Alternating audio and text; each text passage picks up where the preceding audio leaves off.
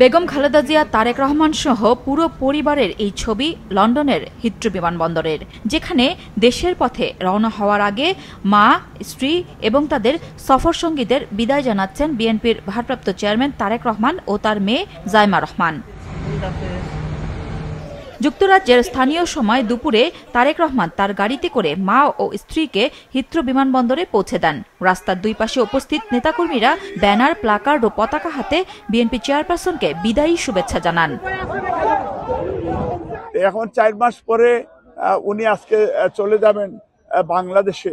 আমরা যদিও কিছুটা আপসেট, তারপরে আমরা খুশি এইটা যে উনি বাংলাদেশে যাচ্ছেন। আমি দোয়া চাচ্ছি দেশবাসী, সকল বাংলাদেশি মানুষের কাছে যাতে দোয়া করার জন্য, আল্লাহ রাব্বুল আলামিন যাতে সহি সালামতে ভালোভাবে বাংলাদেশে আমরা পৌঁছতে পারি, মা বেগম খালেদা জিয়া যাতে ভালোভাবে পৌঁছতে পারেন। খালেদা জিয়াকে বহনকারী কাতারের রাজ পরিবারের এয়ার অ্যাম্বুলেন্স বাংলাদেশ সময় রাত 9:15টায় দোহার উদ্দেশ্যে লন্ডন ছাড়ে। দোহা থেকে আগামীকাল সকাল 10:30টায় ঢাকায় পৌঁছানোর কথা বেগম খালেদা জিয়ার। তার ফিরে আসা উপলক্ষে গুলশানের বাসভবন ফিরোজায় গোছগাছ করা হয় দিনভর। বিএনপি চেয়ারপারসনকে স্বাগত জানাতে গিয়ে যাতে জনদুর্ভোগ না হয় সেজন্য দলের নেতাকর্মীদের কিছু নির্দেশনা দিয়েছেন বিএনপি মহাসচিব মির্জা ফখরুল ইসলাম আলমগীর। ঢাকা বিমানবন্দর থেকে কাকলী পর্যন্ত ম্যাডাম আসবেন এবং স্বাভাবিকভাবেই একটা আপনার জনসমাবেশ হবে।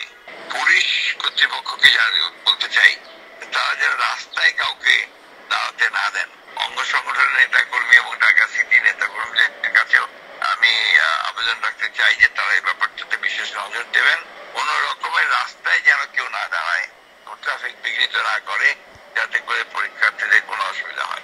খালেদা জিয়ার সঙ্গে তার বড় পুত্রবধূ জুবাইদা রহমান ছাড়াও ছোট পুত্রবধূ সৈয়দা শামেলা রহমানও ঢাকায় আসছেন।